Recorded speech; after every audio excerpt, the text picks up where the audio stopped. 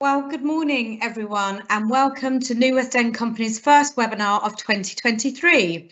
I'd like to thank all of you for joining us this morning as we delve into the challenges facing businesses across the West End during this ongoing energy crisis. 2022 presented our businesses with some new hurdles to overcome as we emerge from the pandemic with a question of how we can collectively hit our national net zero targets in the face of spiralling energy costs taking centre stage.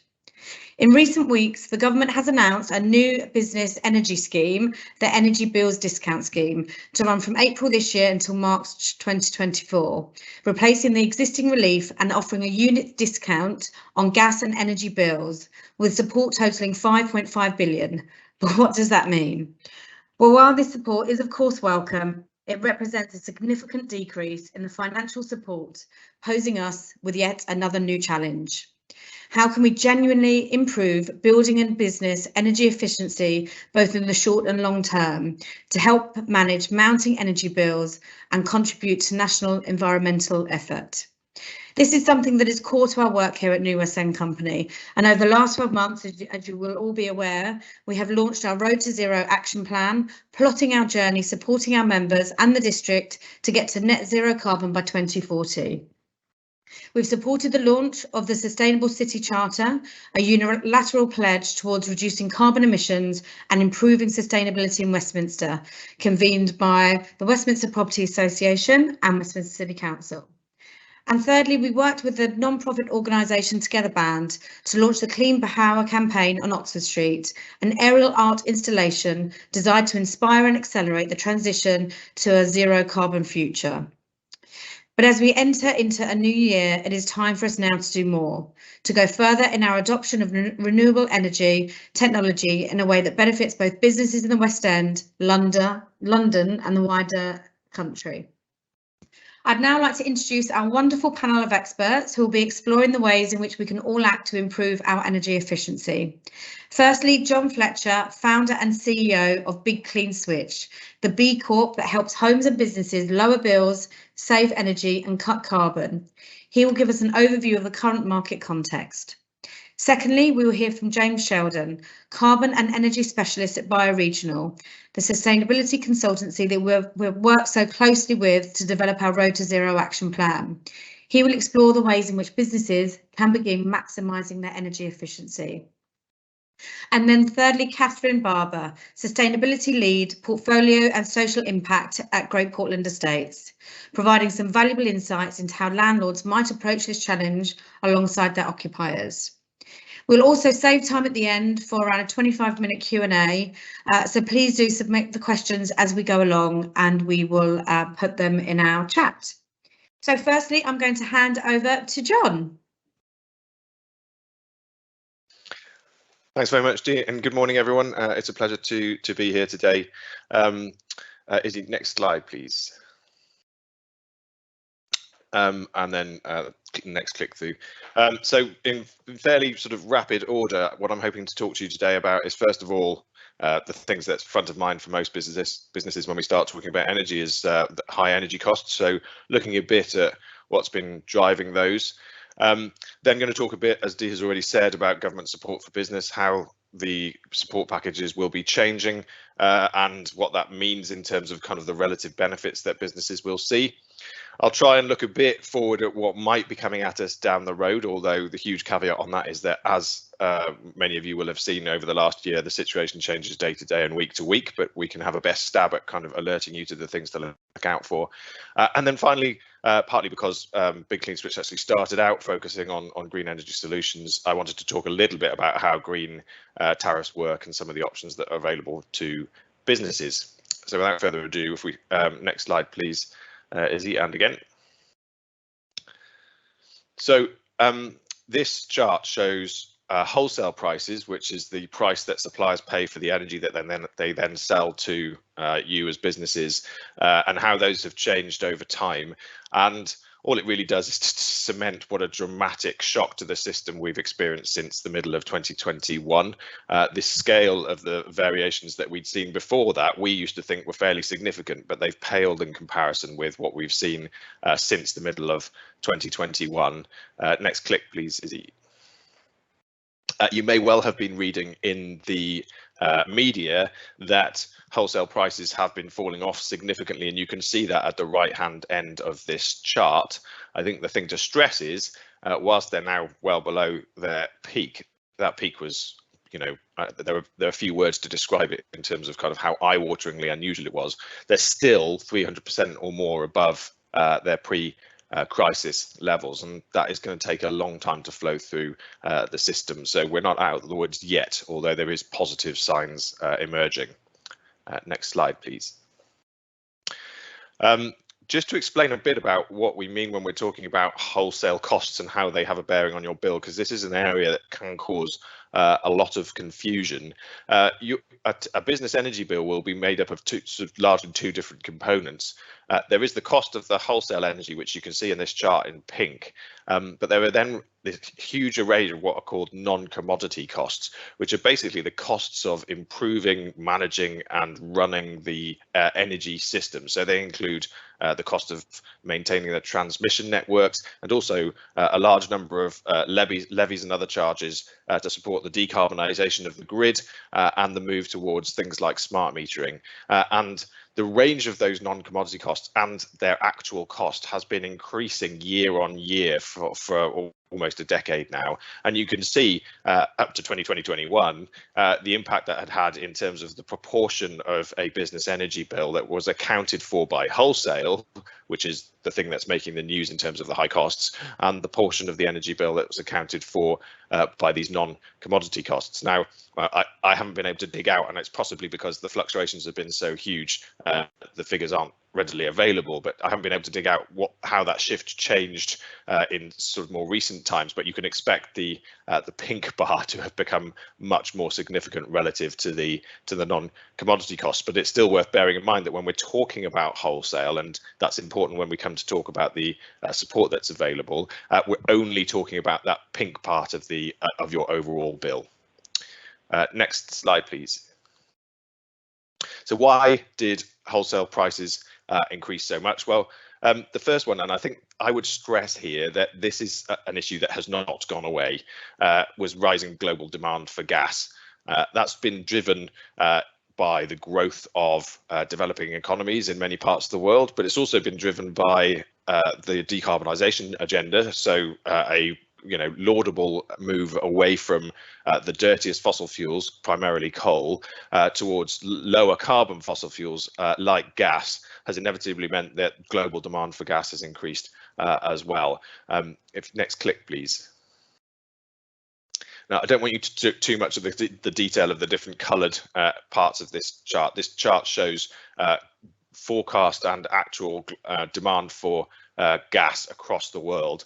And I think it's generated by the IEA if you want to go and find out more. But the thing I would kind of labour is that even with the suppressed consumption resulting from the higher prices we're seeing at the moment, the forecast in terms of global demand for gas is to increase, and any increase in demand means further pressure on supply, which is a relatively finite figure, and therefore a likelihood of maintained high prices in future. So whenever you're looking at any kind of short-term fluctuations in pricing, for example, the fall in wholesale that we've seen over the last couple of months, do bear this chart in mind. And it's also instructive in terms of understanding how broader pricing is going to play out across our energy system. As long as we're reliant upon gas for generating a big proportion of our electricity and heating many of our homes and businesses, then we're exposed to this increasing level of demand for gas.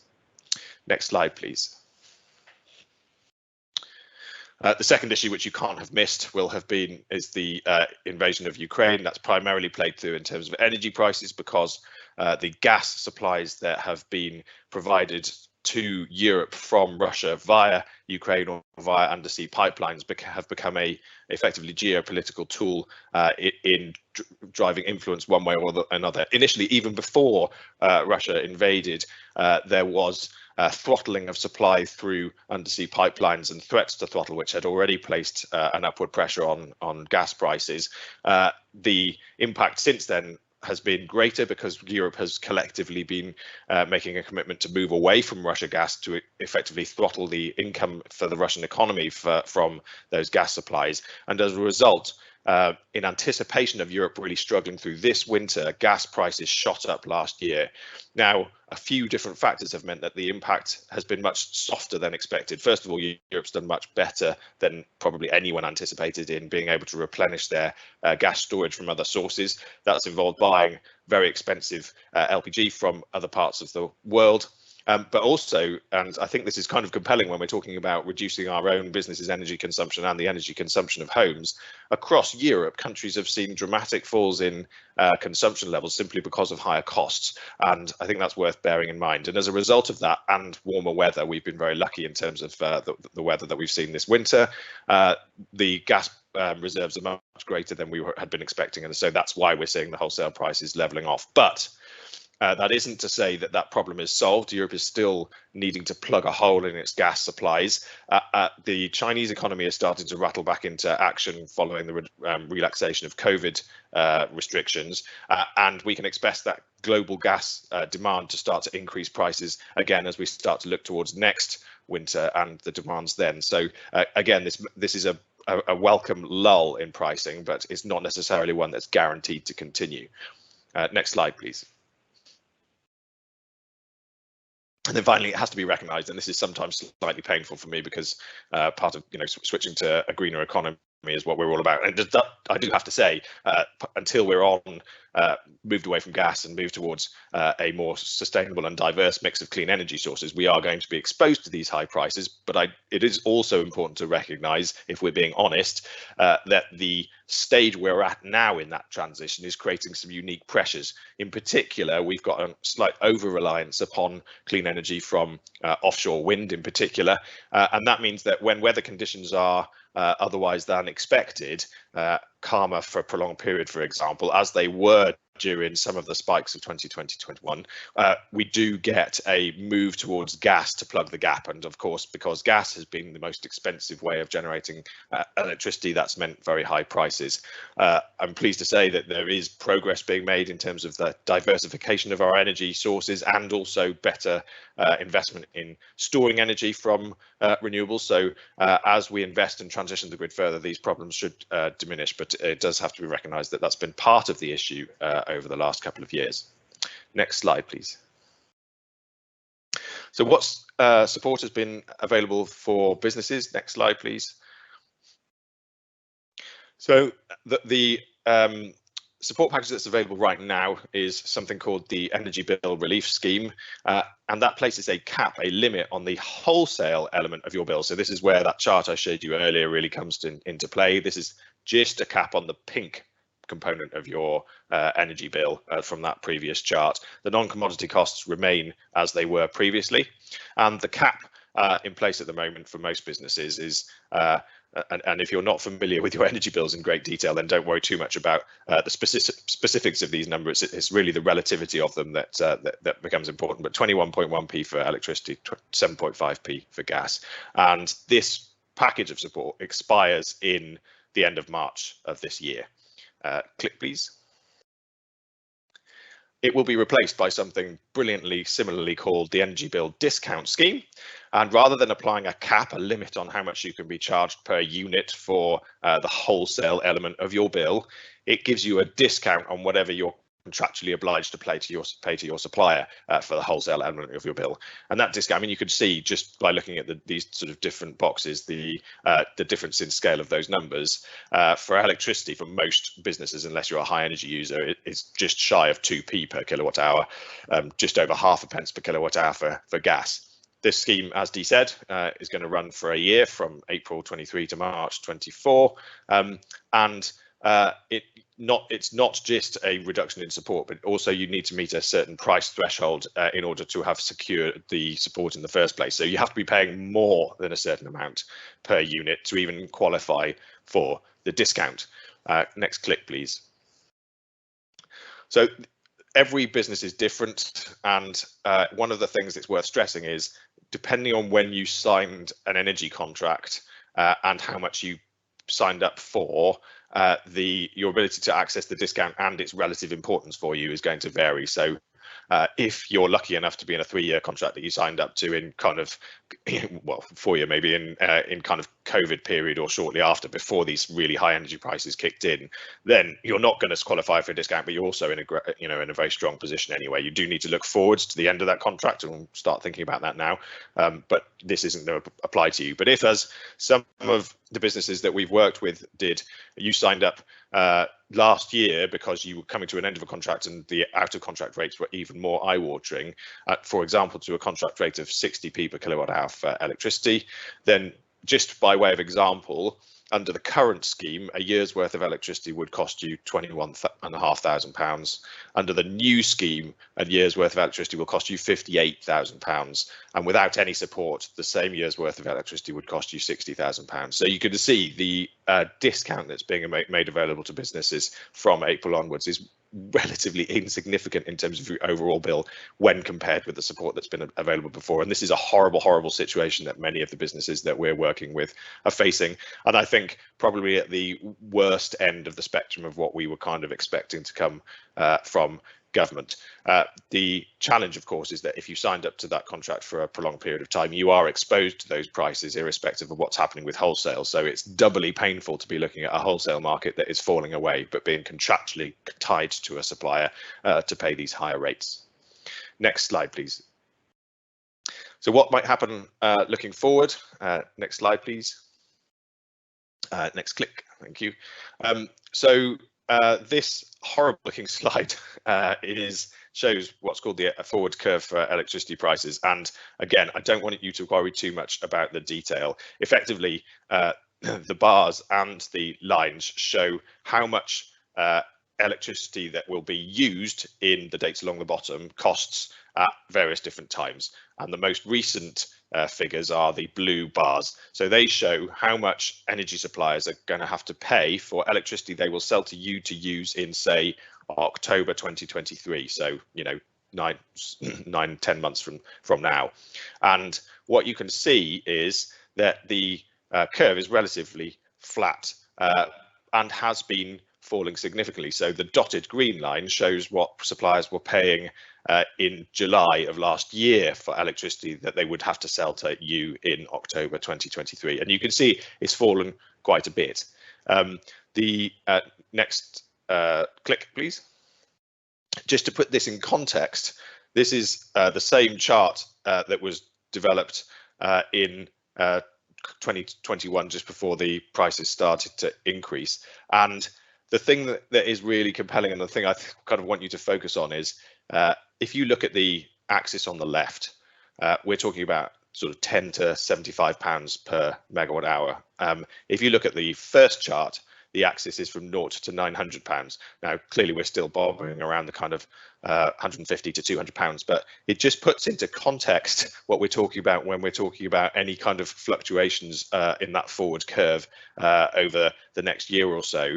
That line that remains flat on the kind of current projection from the 12th of January is still many magnitudes off the chart from 2021, and I think you have to bear that in mind. We are looking at a prolonged period of much, much higher prices for businesses and for households than we have seen in most of our kind of lives. Next slide, please. So assume that those prices are here to stay. Next click, please. Consider looking at other procurement methods rather than necessarily fixed contracts through an energy supplier. Power purchase agreements, PPAs, are a reasonably good way to try to secure long-term price certainty. What that means is that via a supplier, you form a contractual agreement directly with a generator of power, and they agree to charge you a fixed amount for 2, 3, 4 years. It can give you greater security against some of these market fluctuations, and people who sign PPAs prior to the current energy crisis have been sort of very pleased, I'd imagine. And then finally, next click, please. look at reducing your power consumption, as will be covered by much of the rest of this webinar. And if you do have even a fraction of roof space or any other means of generating power, it doesn't need to be on the same site. Incidentally, you could effectively set up your own PPA to buy your own power from a site that's set elsewhere. Then look at generating where you can, because there are savings to be made for that, particularly if you're looking at relatively long-term costs. Next slide, please. And then finally, a very brief discussion of green energy and how it all works. Next slide, please. So the thing that confuses people, next slide, please. Sorry, thanks you. So the thing that confuses most people about, I think that was probably just because this is a horribly large image, sorry, the green energy is that we're all taking power out of the same system. So how can it possibly be that you're switching from, a brown electron to a green electron? The way that green tariffs work is that your supplier is making a commitment to you that for every unit of power your business takes from the grid, an equivalent unit of green power has been supplied to the grid.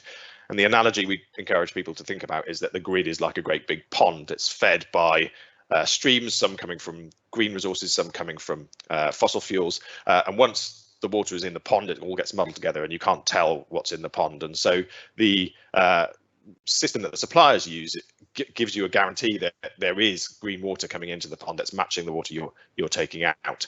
Now, the mechanism that's used to do that is something called the Renewable Energy Guarantee of Origin, or a REGO.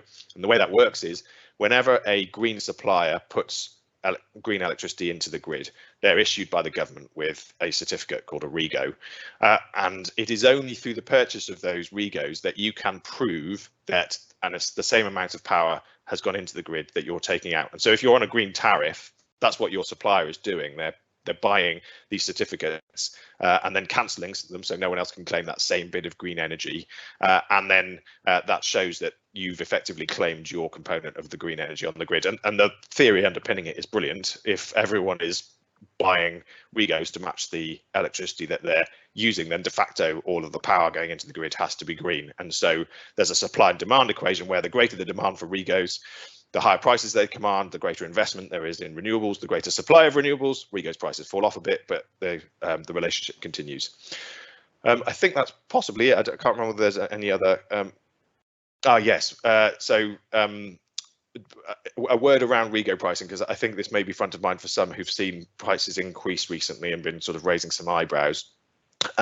Historically, REGOs haven't been doing what they were supposed to, largely because companies using electricity in the UK, or more accurately, suppliers selling electricity in the UK, were able to purchase certificates from Europe, particularly from Scandinavia, where there is an oversupply effectively of low carbon hydropower against UK consumption of electricity. And what that meant was UK REGO prices were hugely diluted.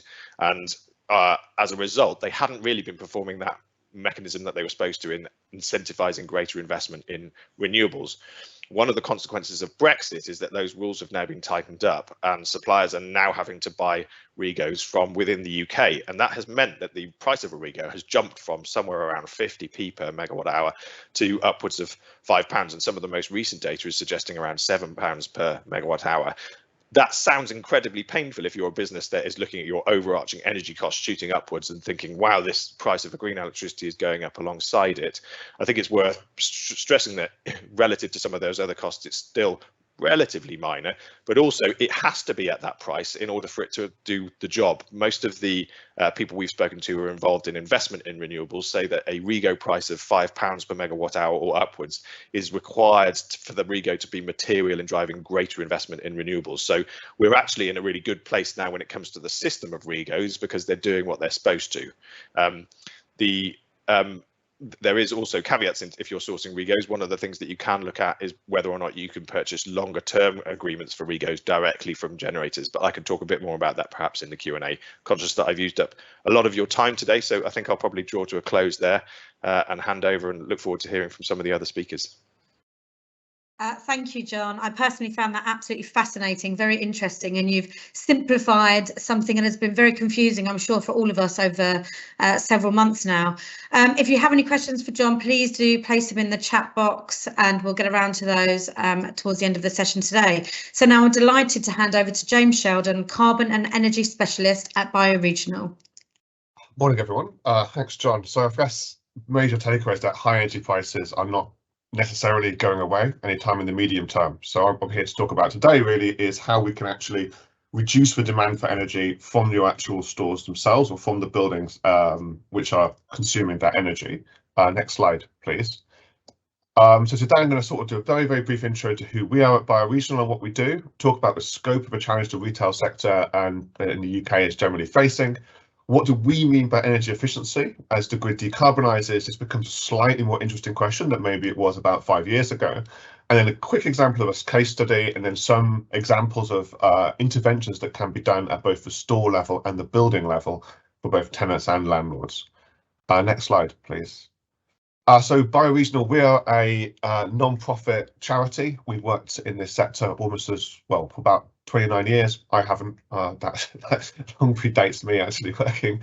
But we've been involved in developing zero carbon estates. That was one of the earliest parts of BioRegional. Now we work a lot on net zero transitions. We work obviously, of course, with NWEC, but also with different estates looking at retrofitting energy efficiency solutions that can actually achieve a fully decarbonised built environment. So we'll move on to the next slide from this. This is just some clients we work with. We can go next slide as well. So the scope of the challenge. Can we just jump again? I shouldn't have put these filler slides in. The scope of the challenge is quite large. So one of the sort of most thorough studies of really retail energy use actually dates back to 2014, 2015. The Building Energy Emissions Survey that was conducted by BEIS, and that estimated that about 17% of UK non-domestic building energy arises directly from retail. More recent statistics show that that number has actually increased slightly to 18%, but it's not a large change. And there's three largest contributions that come from the retail sector. Essentially can be categorised into heating the stores, heating these spaces, which is mainly done through gas within the sector. Cold storage where that exists. Of course, many shops, many retail outlets don't actually contain any refrigeration, but stores that do, when you look at supermarkets, refrigeration ends up accounting for somewhere between 40 to 60% of energy uses typically within those buildings, and actually phenomenally high energy intensities within those buildings. And the final area is lighting. So these are sort of three focus areas I'm going to try and talk about today and drill into a bit more detail on. I've got another slide for this. I hope it might be there. Here we go. This is the current progress that we've had in the sector so far over the last decade. So I think one of the things that's interesting about this slide is thinking about this actually alongside the slide that John showed earlier with very, very low energy prices. And what you see since 2012 is a very low energy price environment, and that has ended today. And this graph, of course, ends, unfortunately, we only have this data up to 2020. But what you can see is all the energy efficiency endeavours that have been taken over the last decade have been actually relatively minor in terms of the actual sector-wide progress. So what is plotted in this graph is the energy use intensity. So it's per metre squared of store area. So it scales depending on the size of the sector. What you can see is that heating emission reductions have actually been very modest, about 2% sector-wide progress year on year. And electricity energy efficiency has been a slightly quicker decrease at about 4%. Interestingly, 2020, that's the last year of data we have available, and that includes COVID impacts. And you can see that the electricity reductions are actually by about 30% that would have happened in that year, largely because the stores were closed for about 6 months. But heating actually didn't drop at all, which raises a really interesting question of all these stores were likely having most of their heating systems running the entire time during COVID, despite not being utilised at all. So that raises a very sort of strong flag to me about the slide we've got about controls coming later on. What's interesting about this graph, of course, is it doesn't include the impacts of the large price increases that we've seen and John has shown in the previous presentation. And I think what will be really interesting, probably quite worrying to see, is the amount of demand destruction that we end up seeing on this in 2021 and 2022. So we need to accelerate action. How about next slide? And we'll talk about how we do that. So what do we mean by energy efficiency? Yeah, next slide. Thanks. I think in the age of a decarbonised grid, it's a bit more of an interesting question. John was talking about all these renewables coming onto the grid. And the thing about renewables is there's two characteristics to the type of generation they represent. One is the fact that it's intermittent. It is unsteady as to when it occurs. It depends upon the size of how much wind is blowing in different times of the year and different times of the week. But it is also non-dispatchable. We have no control over how much sunlight we get and how much wind we get. We can make good predictions moving forward, but we actually can't tell it to dispatch at certain points in time. However, we do have a lot of it. So one of it, John mentioned the non-commodity costs that were on the grid. One non-commodity cost that I think is particularly interesting and has been growing exponentially over the last few years has been wind curtailment. Last year, that was about £200 million the National Grid paid to tell wind turbines not to generate, because the grid doesn't have the capacity to shift it through. So that's why we've included this third category in the energy efficiency sort of matrix, let's say. The most important, of course, we think is switching from fossil fuels, largely because fossil fuels, of course, never decarbonise.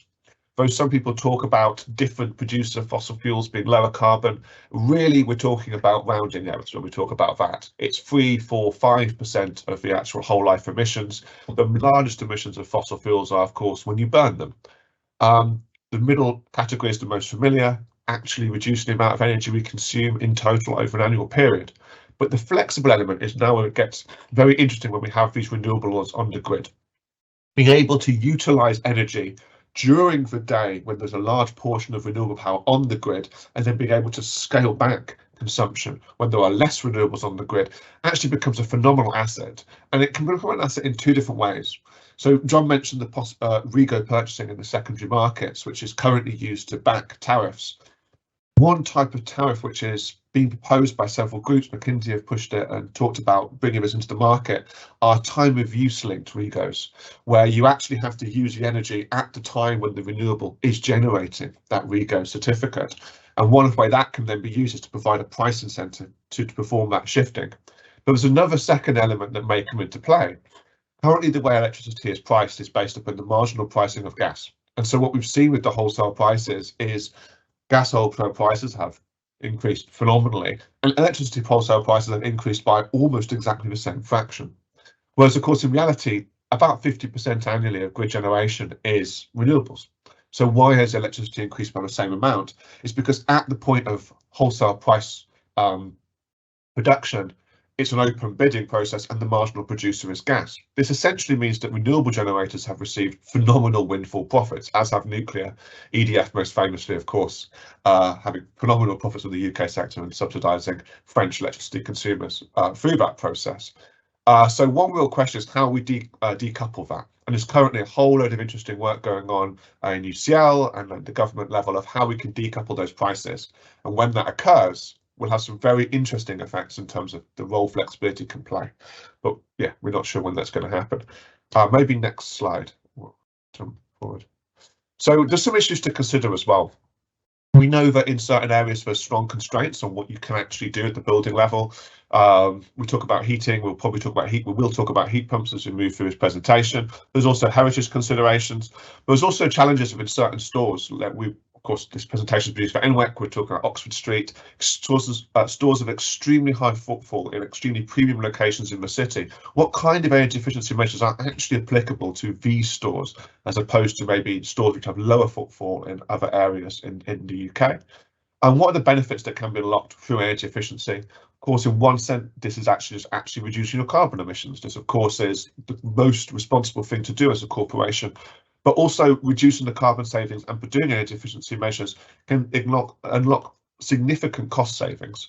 And this is actually a very different market now than it was 3 years ago, where energy prices are, 3-4 times more than they were. Suddenly energy efficiency measures that would have taken 10 to 15 years to pay back now pay back in only a few years. So actually, even if maybe some people on this call have been involved with looking at energy efficiency and ruling out certain options that were not economically viable 5 years ago, they're the kind of options that is now worth reconsidering, because actually the energy savings and the cost savings are much, much more significant. Next slide, please. So I've got one case study which we're going to look at just today, and this is Waitrose. This is a recent Waitrose store that has been developed in 2022, and Waitrose are currently in the process of rolling out heat pumps in many of the stores. So in this store, they replaced their gas boilers with heat pumps. I think it's one thing just to sort of dispel a few myths about heat pumps and sort of explain what the technology sort of does. Heat pumps are a technology which move heat from one location to another. They don't, as it were, create heat through combustion or anything like this. So when you have a gas boiler and you burn a fuel, the maximum efficiency that you can get out of that boiler is less than the amount of energy in the fuel going in. You might have a 90% efficient boiler, but it has to always be less than the amount of energy the fuel going in.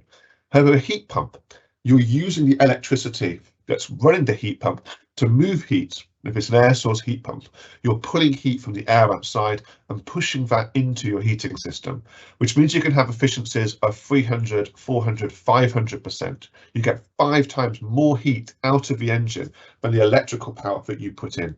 This means that the actual amount of energy use, primary energy use, is vastly lower than if you just used gas. So let's say we're talking about the electrical grid, where even if you assume that the heat pump is being powered entirely by a combined cycle gas turbine on the electrical grid, you're probably still halving the amount of gas that you're actually using compared to if you just burn the gas straight in the building.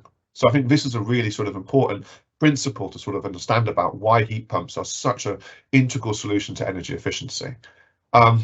Some other measures that the Waitrose store included was the air door technology, where you have large blower air curtains that try to create a sort of separation between the internal and external environment and reduce the flow of air and the loss of heat through the door systems. These are really effective when you have high flow doors. When you have lower transit doors, solutions such as vestibules or revolving doors are actually more effective. Another option that was explored here was the replacement of HFCs and refrigerations for a water-cooled system, which significantly improved efficiency, and also the switch to LED lighting. LED lighting, I think, is possibly the lowest hanging fruit that has maybe already been done in many of your stores, and if it hasn't, I'd strongly recommend looking at it. LEDs are about 70–80% more efficient than halogen and incandescent light bulbs, and often have paybacks of less than a year in terms of the actual capital cost impact. So a very sort of common solution that's been applied throughout the sector. So maybe we'll move forward to some other solutions that we can discuss. So what can be done? We've broken this down into tenants and landlords, and I've basically used a fairly straightforward sort of delimitation in terms of saying that the tenants do not have control of the central heating systems and the central systems, and the landlords do.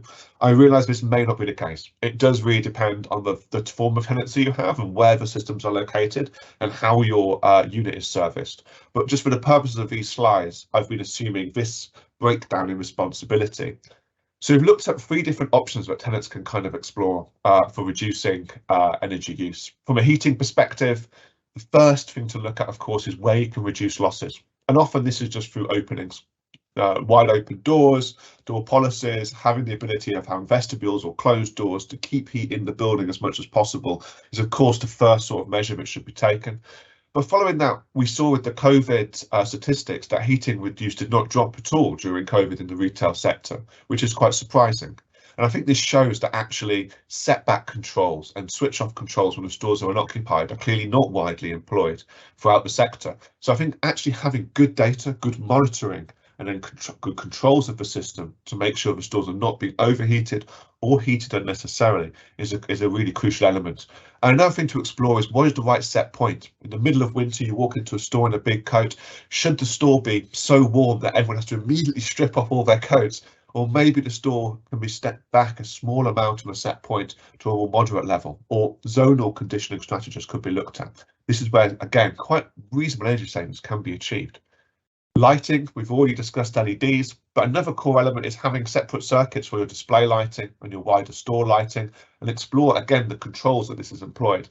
I walk down Oxford Street every now and then, and often we find in the middle of the night or very late at night, all the lights are still on. And of course, this makes sense. These are very, very premium advertising spots, but maybe the exploration of when the right cutoff point for when those lights should switch off should be something that could be discussed, maybe actually as a cross-NWEC proposal. I think that's an interesting idea. And in refrigeration, ventilation, air conditioning, we've got a few options as well. Raising summer air conditioning set points marginally can have a significant effect on energy use, and as can, again, the controls that are being employed. Another element to think about is most air conditioning systems inside of shops are done through fan coil units. Well, in the last 4 or 5 years, fan coil units have become significantly more efficient than legacy units that date from about 10–15 years ago. So it might actually be worth looking at the units you have and doing a bit of an audit on how well they are performing, what kind of fan coil SFP performance you're getting out of them. Ventilation, when you have quite a lot of fan coil units, can make up 10–15% of the annual energy use. And so actually installing a more modern fan coil unit could have significant energy saving benefits. And as a final slide on my next page about the sort of landlord level stuff. From a heating perspective, I've mentioned heat pumps already, and I will emphasize again that I feel these are the most critical, really, element or intervention that can be made in terms of reducing energy efficiency. And I think it's something that ultimately a vast majority of stores will come to. The big challenge, of course, is actually doing that at the landlord level, given the potential cost and the potential constraints to operate. And the building scale and lighting, landlords are more limited in this sense, but there has been some exploration in the market of using DC current, direct current circuits for the LED lighting systems within the building. This actually can also reduce cost within the network. So it is something that could be explored and can improve efficiency of a lighting network. And finally, within ventilation, air conditioning, refrigeration, there's two sort of elements to this really. One, of course, is the efficiency of the system as it operates. But the other element is the global warming potential of the refrigerant that is used within the actual refrigeration circuit. Legacy circuits often use a refrigerant called R410A, which for every unit of R410A that leaks to atmosphere, that's equivalent to 2,400 units of carbon dioxide. And there are actually refrigeration systems that use natural refrigerants such as ammonia or CO2 that have global warming potentials of 1 or 4 or 5, which are obviously around about 1,000 times less. And so this can have a huge impact on your actual carbon emissions. It's not strictly energy efficiency, but definitely worth talking about. I think that sort of covers all the major points. One page I sort of finish off with on the ventilation is heat rejection. And I think this is the one thing that I leave as a sort of opening thought, really, that maybe could be expanded on more in questions, which is refrigeration in, for example, retail stores rejects a lot of heat. A typical supermarket, for example, about 5,000 square metre supermarket, might produce enough heat to power about 50 to 100 homes over an annual period. So a real thought should be made. Currently, all of that heat is being rejected to atmosphere. What can be done to reuse that heat and use that heat for domestic hot water and for space heating, maybe within the stores or maybe shared to surrounding buildings? And I think that's currently the major opportunity which could be explored within the sort of clusters of retail units that exist in the UK. Yeah, I think that's everything. I'll stop there. Thanks. Thank you, James. Yet another really informative presentation there. If you have any questions for James, please do get them in the chat box. But now I'm delighted to hand over to Catherine Barber, Sustainability Lead, Portfolio and Social Impact at GPE. Thanks, Dee. Hello, everyone. So as Dee said, my name is Catherine Barber, and I'm going to take you through GPE's approach to energy efficiency as a landlord. So starting with a bit of background, so GPE, or Great Portland Estates, we are a property owner, manager and developer focusing solely on central London, predominantly within the West End. So we own, manage and develop our buildings, and our strategy is generally to buy poorly performing buildings and reposition them through development or refurbishment to unlock their potential. We have about 50 buildings-ish, about 2.5 billion in value. It is mainly offices, about 80% commercial, 20% retail, a bit of resi as well. And we have about 300 customers across the portfolio. Sustainability touches everything we do. It is one of our principles as a business, and my role in the sustainability team is working internally and with our partners to deliver our strategy that is set out in our sustainability statement of intent. The time is now. That sets out our vision to 2030. And back in 2020, we published our roadmap to becoming a net zero carbon business by 2030. Those documents on the right that you can find on our website if you're interested in further information. So moving on to the next slide, it's a bit of a context to our approach. So the pie chart on the left is our 2019 carbon footprint. So this is our baseline. It equates to about 42,000 tonnes of carbon. Calculating our emissions was the first step in creating our roadmap, as we needed to understand the sources of our emissions. But what I really wanted to highlight here, so the turquoise section at the top and the brighter blue section, so on the right, these reflect the energy consumption in our buildings, so our electricity and gas use. What they show is only 15%, the turquoise section, is directly controlled by us, so our scope 1 and 2 emissions. The greater chunk, the brighter blue, the 22%, is the space that we lease to our customers. And this highlights why collaboration is so important if we are to reach our net zero carbon goals. The graphic on the right just provides an overview of our roadmap. So it aligns with the energy hierarchy. First, we reduce the embodied carbon of our development and refurbishment activities. So this is the large lighter blue section of the pie chart, so quite a substantial source of our emissions. Obviously, the focus today is on reducing our energy intensity, then increasing our renewable energy supply. We already purchase REGO back to electricity, as John talked about, and focusing on that. Then offsetting residual emissions, so those remaining emissions that we cannot eliminate to get to that net zero position by 2030. So moving on to focus, deep dive into those actions we are taking to reduce our energy intensity. So starting with the basics, we first needed to understand how and where our buildings are using energy. And so we completed a number of building audits. These started off relatively light touch with easy to implement recommendations, things like keeping gas boilers off longer during the transition months, cutting plant operating hours, locking down BMS control, building management system control, and investing in LED lighting. We've now done some more enhanced building energy audits to understand how individual buildings can get to an EPC-B, so the legal driver for those, and to understand the financial investment required to deliver this. So every building now has a costed plan. There are some easy wins like lighting, and we're working through installing LED lighting, but there's also more challenging upgrades, things like window replacements, insulation, removal of gas boilers, which obviously can be challenging to deliver in occupied buildings, so you need to align with the building business plan. Once we understood what we could actually feasibly do to reduce our consumption, we set targets. So we have a target to reduce our energy intensity by 40%. Importantly, this covers all GPE procured energy. So that includes what we procure on behalf of our customers for their own spaces, and again, drives that need for collaboration. We are fortunate to have director and board level support for our targets and our strategy. So that target is integrated into a remuneration and it also into our bank financing. So performance against our annual energy targets. If we deliver that, then it reduces the interest we pay to the banks. So what that means is that is a lot more people incentivized across the business to help us deliver our goals rather than seeing it as the role of sustainability or engineering teams. So next, our internal carbon price. This is a bit more of an innovative one.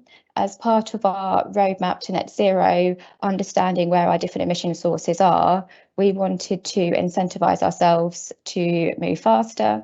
So back in 2020, we set an internal carbon price of £95 a tonne. So this applies to our direct energy use. And the proceeds from this feed into our decarbonisation fund, which we then use as a pot of money to reinvest back in energy efficiency projects within the portfolio. And this has really helped our teams think differently about how we can reduce energy and not be sort of constrained by traditional sort of payback mechanisms. Investment in technology. We have invested and we continue to invest to deliver our energy reductions. So last year, for example, we committed to a substantial energy metering project to install and upgrade meters to give us and our customers better access to energy data. This was in part paid for through our decarbonisation fund, which again proves the value of that in helping us think differently and commit to that investment. We've also invested in sort of digital twin software, so to help identify where we can optimise our energy use, identify where our buildings are using energy out of hours, for example, the BMS upgrades, and also our customer app to make sure that we are feeding this information back to our customers.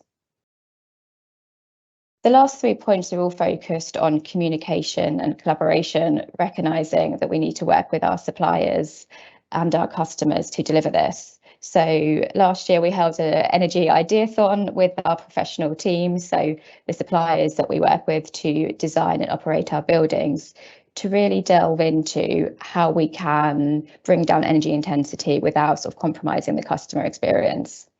This, it may sound quite straightforward, but you'll be surprised that this was a really rare opportunity for partners of all stages of the building life cycle to get together, to hear different perspectives and to overcome challenges. So a really effective session. We've set up energy councils with our customers across our buildings. We do manage our buildings ourselves, so we are fortunate to have this direct dialogue with our customers. And so by making our sort of energy and engineering teams more visible and available to our customers, it's really supporting that collaborative working. And obviously on the back of the focus with rising energy costs, we've definitely had more interest from our customers on the back of that. And then dedicated energy training for our internal teams. So we recognise the need to upskill our people to ensure that everyone understands the role they have to play in working towards our goals. So moving on to the next slide with our lessons learned along the way. So first, understand how much energy you're using. Share this with your occupiers and landlord. Data is so key to this. You need to understand what you're using, and then you can work together to track improvements. It still remains a challenge. It is taking us longer than expected to develop building level net zero transition plans, because to be honest, we simply didn't have the granular level of metering information to really understand how we could get some of our older buildings to sort of really reduce their energy. And that was a key driver for us for investing in this metering project. Owner-occupier engagement is essential. Find the right person to speak to. I know this can be such a challenge on both the landlord and the occupier side. We found that quite often sort of walking the floor, is the best way to do it. Emails can get lost. So actually using those relationships that our building managers have with our customers. From an occupier perspective, if you're struggling, keep trying. There is your property manager, but also there may be other colleagues in the business that may have different contacts from a leasing perspective, for example. So try all avenues, and you have every right to ask what your landlord is doing to reduce energy. Incremental change is not sufficient. It is important, obviously, but we really need to rethink how we design and operate our buildings. So exactly what James just touched on earlier, we're all aware of walking along the West End and that there's lighting on out of hours, and there's legislation in France that prevents the overnight sort of lighting, the advertising lighting. So why is this not more of the norm in the UK? And linked to that is regulation. Currently, it will not get us to where we need to be to net zero. We need to focus on actual energy performance, for example, through Neighbours UK, the voluntary building rating for actual operational energy performance that will hold both landlords and occupiers to account. We really like to see our customers buy into this to get a wider market adoption of the scheme. And a bit of repetition in the last point, but encourage behavioural change. This is really key across the industry. There is clearly a debate around whose sort of responsibility it actually is to reduce consumption and whose emissions those actually are. You could argue that, as the landlord, it's our responsibility, but it is not that simple. In many cases, occupiers do have control of their spaces. Particularly true for our retail customers compared to our office customers. But even if we do supply services, then we're quite often constrained by lease obligations that set out that level of service required. So we really need to encourage constructive dialogue across the industry to really drive that performance. All right, so I think that's it from me. So I think hand back to Dee for the Q&A. Fantastic. Thank you so much, Catherine, for bringing this to life in an organisation the size of GPE. It almost feels impossible, but to hear your journey and your successes, I'm sure will be really positive for many people on the call today. So we're going to kick off the Q&A. If you've not had a chance to get them into the chat, please do. I'm going to take the opportunity to ask each of our panelists the first question, and then we'll see what we've got in the chat function. So, John, do you feel there's any opportunities for joint purchasing of renewable energy with various different businesses, perhaps such in the West End, and what the challenges of that might be? Yeah, so I guess in answering that question, it's worth stressing that when you're purchasing electricity, you're basically making two separate purchases. If you're purchasing green electricity, you're purchasing the power, and then you're purchasing the greenness, which is the REGOs, and that's true irrespective of whether you're purchasing through a supplier or whether you're generating yourself or whether you're making some other arrangement. You have to be purchasing REGOs or securing the REGOs alongside the power. And so in answering that question in terms of kind of collective purchasing power, it's worth separating out the power versus the REGOs. Collective agreements for purchasing electricity tend to be quite tricky to put in place, because what you very quickly find when you're looking at what looks like a homogenous group of businesses is that actually they've all got very different needs. They're set up with different contract terms to start with, so they've all got different contract end dates. They've got very varying levels of consumption and tend to use power at different times of the day. So it's actually much harder to develop group purchasing agreements for electricity than it is necessarily for REGOs. We have been doing quite a lot of work on the group purchasing of green certificates recently, and there are real wins there. One of the really exciting things we've been doing is reaching out to local renewable projects, particularly a few that have been developed by community interest companies backed by local councils, and seeing if we can secure the REGOs from their renewable generation on behalf of clients who are looking to join bulk purchasing schemes. And that's particularly impactful for businesses which may have relatively modest requirements relative to, say, an energy supplier which is buying, you know, hundreds of millions of megawatt hours of REGOs in a single purchase. Using that kind of collective purchasing scheme can A, give price security if you're entering into a long-term agreement, and B, allow you to command much better prices by buying direct than would necessarily be the case if you're trying to do that on your own, and potentially even better prices than you'll be able to secure from a supplier. The other thing it can do is mean that you can kind of separate out those two questions. So rather than being limited in your power purchasing choices to just suppliers who are offering a green tariffs and having to swallow whatever REGO price uplift they're applying there, you can go to whole of market and then source the REGOs yourself. So yes, there are benefits in terms of the REGO component, and that much harder to deliver in terms of the power. Thank you so much, John. James, if I can come to you, we've been hearing a lot this morning around the need to measure our consumption. How easily can businesses measure their efficiency, and is there an opportunity to do more collectively across businesses? Yeah, that's a good question. I think the most important thing when it comes to measuring energy efficiency is to make sure you have the right sub-metering. You have to be able to break down what the end uses are that the energy use is coming from. So, for example, separately metering out your space heating from your domestic hot water, separating that out with the cooling and the ventilation and the lighting. That allows you to really then identify where energy uses are maybe higher than they, let's say, would expect to be and could potentially be reduced. So that, I think one way in which then collectivity comes into that is by benchmarking and sharing that data, which is produced from those companies with other companies, and looking at collective platforms to do that. Neighbours was touched on earlier, and I think that's a fantastic way. And Neighbours has been very, very effective in the Australian market for two reasons. One, because you're measuring your actual performance and you can track it year on year, but two, you're seeing all the other people as well and how their performance is changing, which creates a strong set of incentives to, as it were, keep up with your competitors in terms of the energy efficiency improvements. I think one other benefit of schemes like Neighbours is it has forms of weather compensation and other types of compensation to account for the fact that your energy use in different years will vary depending on the conditions. And it's as it were, if you have a particularly cold winter and your heating energy use goes up, that doesn't necessarily mean you've done something wrong. And it might actually mean your system is still operating more efficiently. It's just a very, very cold winter.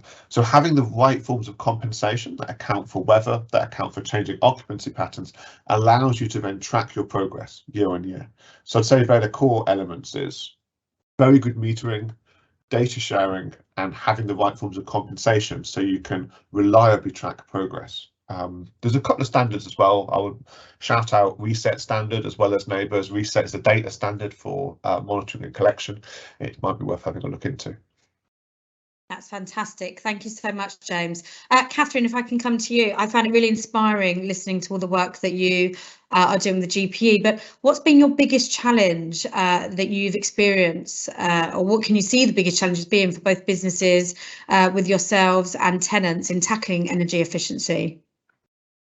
The biggest challenge, I think now we are largely past the investment challenge. I'm not saying that it's always easy, but I think it's generally accepted that delivering a sort of a more sustainable, energy efficient building will let quicker, and it's increasingly something our customers want. Access to data, I've obviously mentioned, is a challenge that does remain a huge focus for us. But the biggest challenge now is behavioural change. So addressing the performance gap by not continuing to design and operate buildings the way we always have done.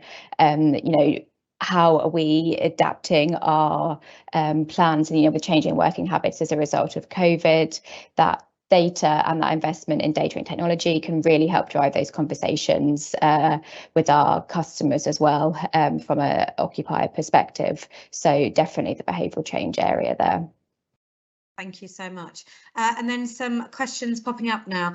It's a bit of a mouthful, so I think this is probably for John. How do private wire agreements from solar or wind feed into companies looking to be carbon neutral, particularly versus REGO and green tariff options? Good question. Just for those who don't know what a private wire is, earlier on in the presentation I talked about the challenge on a shared grid of all of the energy generation sources, green and fossil fuel, going into the same effectively puddle, and then us not knowing what we're taking out. With a private wire agreement, you're effectively circumventing the grid and buying directly through an independent wire, in kind of very simplistic terms, from a generation site. The same principle applies irrespective of however you're procuring your electricity. It has to be accompanied by a equivalent REGO in order to be considered green, and if it is accompanied by a valid REGO, whether sourced separately or from the same site, then you can claim the carbon benefit associated with that. So if you're purchasing via a private wire agreement, it's very important that that purchasing agreement also includes a price for the REGOs, and that those REGOs are transferred to you and then retired. And providing that happens, then the electricity from from that site delivered via the private wire agreement is treated the same and will be considered zero carbon if, as it sounds as though it is, it's coming from solar or wind. Thank you so much. A quick question here. Would it be possible to receive presentations? I know we're certainly going to be putting this whole presentation and webinar on our website. So if anybody would like to share with colleagues that perhaps couldn't make this morning, please do. If anyone in particular would like any of the presentations, then do get in touch with a colleague at New West End Company, and we'll endeavour to get them from our speakers. I've got another question here, I think maybe for James. How can we move from gas-fired heating to heat pumps where there are capacity issues with the electrical grid? Yeah, it's an excellent question. I think there's two levels to this. I suppose in one sense you've got local grid constraints. So for example, in the west of London, around Ealing, Hounslow, there's been quite a large series of developments of data centres, and we know that, for example, from a development perspective now, there's quite a few new developments that have not been able to connect to the grid because the grid simply does not have the capacity to actually serve them. And in these areas, I think it's fair to say that installing heat pumps, particularly relatively large-scale heat pumps within major stores, might be challenging. I suppose it was the only real option in that sense, if there are those very, very intense local constraints, would be to explore linking the installation of a heat pump with renewable generation, embedded generation on site, or embedded generation as close to the store as possible. So that's one route. However, that level of local constraint is fairly rare. Most of the grid installation of within most of the grid, installation of heat pumps is still possible, you know, within the grid constraints and grid capacity. However, when you start moving towards mass heat pump installation, we are looking at the challenges of grid reinforcement. And I think this is where this point that I made in my presentation earlier about flexibility becomes a really interesting point. If everyone's heat pumps switch on at 7 AM to do the heating cycle, which would be a very silly way of running a heat pump, but if hypothetically that is kind of a way it was done, of course, all those coincident peak loads are occurring at the same time on the grid, and the level of reinforcement would be not catastrophic, but very significant and very expensive to all consumers on a national scale. So I think there's really interesting questions about how we run heat pumps collectively when we've got a lot of heat pumps on the grid, and how we manage the timing of how heat pumps operate. It's this side of demand side response that is only just starting to be explored at the building level. And I mean, you know, we've talked here about the infrastructural reasons why that might be useful. There are huge cost benefits. You know, prior to the price spikes, you had Octopus Go, and we knew that during the hours of which actually Octopus Go is still offered, but there's Octopus Agile tariff. We know that during the hours of about midnight to 4 AM, heating costs or electricity costs on the grid are significantly lower. You know, usually a third, a quarter, or even less than that of the price that appears during other periods throughout the day. So if it's possible to preheat stores earlier in the day, maybe to a slightly higher set point, and then letting it cool so it's at the right temperature for the start of the day, or if you have storage, charging the thermal stores during that period to then release heat throughout the day and using less storage, that's one way in which you can think about the design of a store to try to induce this flexibility. Thank you, James. Catherine, one for you. What support do you feel would be most helpful as a property owner and for individual businesses? So support opportunities for collaboration. So I'm going to give a shout out here to the Better Buildings Partnership. So the BBP are a fantastic organisation if you haven't heard of them, and I really recommend looking into their practical toolkits and guides available on their website. They established an owner-occupier forum on the back of their climate commitment, recognising that there was not really any existing way for owners and occupiers to work together. So they have a number of industry parties involved in that as well. So, for example, the British Retail Consortium. So a really good group for facilitating that collaboration that is so required. And they also produce benchmarking as well for energy consumption through their real estate environmental benchmark. So separately to that, the government needs to get behind energy performance in use, as I've mentioned, and provide clarity on the consultation that it ran a couple of years ago for that. And in the absence of that, then the industry really getting behind Neighbours UK. So currently the scheme exists for offices, but it will be extended further. And as I mentioned, we really want our occupiers to buy into that. Absolutely.